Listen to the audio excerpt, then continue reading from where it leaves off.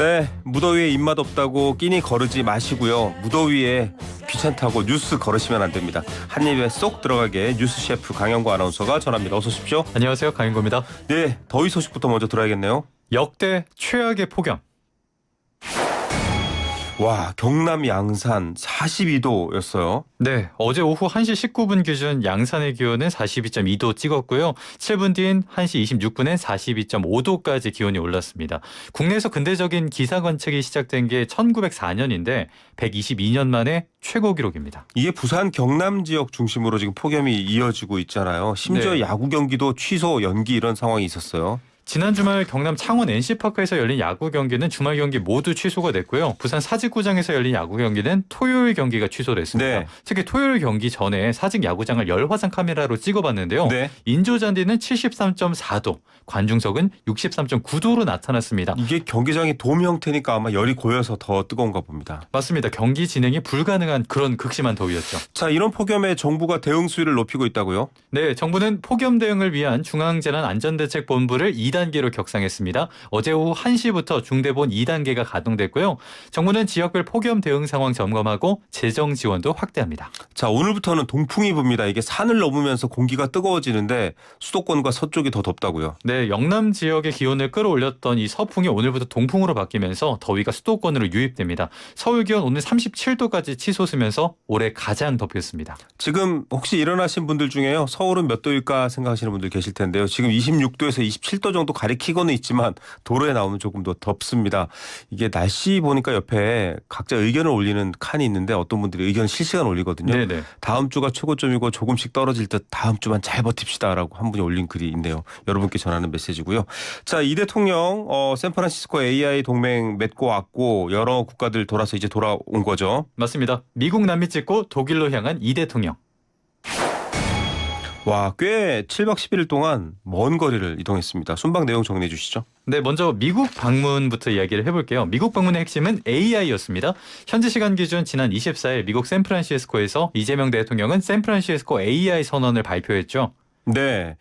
자, 이 자리에서 여러 가지 만찬들도 했고 글로벌 AI 리더들과 또 여러 가지 계획도 많이 발표했죠. 네, 이 자리를 계기로 국내 기업들과 글로벌 빅테크 기업이 총 9,500억 달러 규모의 반도체 분야 협력을 추진하기로 했습니다.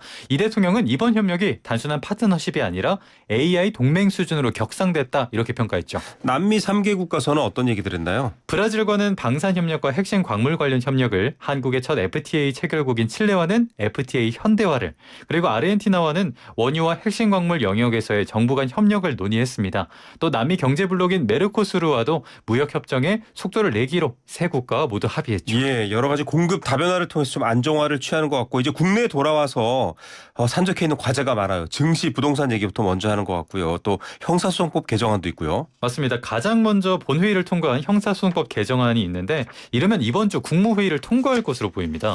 자, 그런데 일각에서는 피해자 보호가 미흡하다. 제2요구권, 이른바 거부권으로 알려져 있는데 이거 행사하라는 말도 있잖아요. 맞습니다. 하지만 행사하지 않을 것으로 보이는데요. 청와대는 형사소송법 개정안과 관련해 앞서 국회 입법 과정과 최종 판단을 존중한다는 입장을 내놨습니다. 거부권 행사보다는 개정안에 제기된 각종 문제점을 보완하는 데 초점을 맞출 것으로 보이죠. 대통령과 총리가 연달아 국민들 의견을 들었습니다. 대토론의 결과가 담긴 정책도 나오죠. 네, 정부의 세제 개편안이 이달 초에 나옵니다. 정부의 기존 발언이나 토론회에서의 대통령 발언을 보면 종합부동산세 등 보유세를 강화하는 방안이 세제 개편안에 담길 것으로 예상되는데요. 발표 결과를 지켜봐야겠습니다. 예, 부동산 민감한 문제고 국민들 관심이 높은 문제죠. 다음 소식은요? 금융당국 법 개정으로 변동성 잡는다. 자, 증시 관련 소식 매일 전해드릴 만큼 이게 팬데믹이나 전쟁 때 수준만큼 급락하고 급등하고 이런 상황인데 지금 이 대통령도 귀국하자마자 이 부분도 본다고 합니다. 변동성 때문에 많은 분들이 불안해요. 네, 28일부터 30일까지는 코스피가 17.2% 빠졌고 31일 하루만 17.91% 급등했습니다. 그야말로 롤러코스피인데 이 때문에 일부 투자자는 일상생활에서도 어려움을 겪는다 이렇게 말하고 있습니다. 예, 이게 무슨 투기판, 도박판이냐 이렇게 비판하시는 분들도 많거든요. 일상생활에 어려움은 어떤 걸 겪나요? 그때 팔 걸. 그때 살 걸. 이런 자책부터 시작해서 이건 당연히 하는 거 아닌가요? 그러긴 한데 손실액을 보면 막 숨이 안 쉬어질 그렇죠. 정도로 굉장히 큰 스트레스를 받는데 네.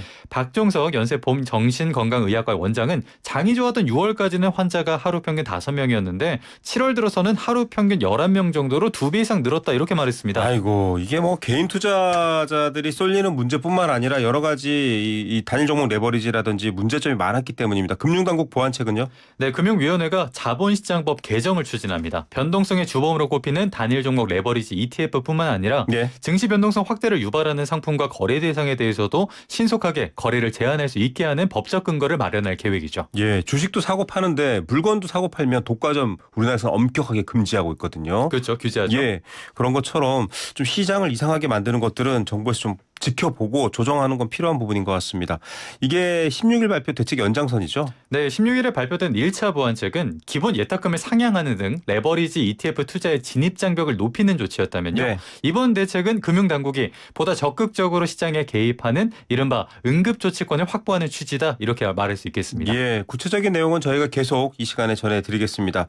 자, 이렇게 뜨거운데 곧 가을이 온다라는 얘기를 했잖아요. 네네. 다음 달이면 이제 또 추석이 있어요. 이 열차표 예매 관련 소식이죠? KTX SRT 예약 한 번에 착! 무슨 광고 같았어요. 네, 어떤 내용인가요?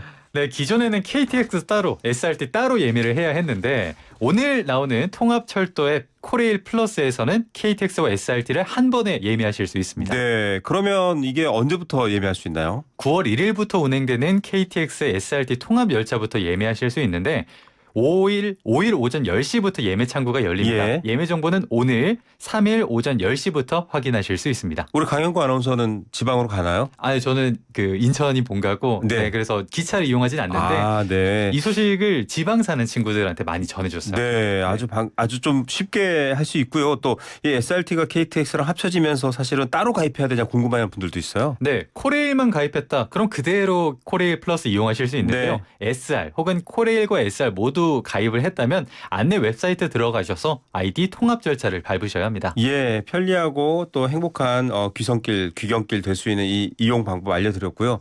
이 관계 회사에서는 YTN 라디오 강영구 아나운서 적극 활용해 주시기 바라겠습니다. 많이 일 주세요. 네, 오늘 뉴스 감사합니다. 고맙습니다. 강영구 아나운서였습니다. Good morning.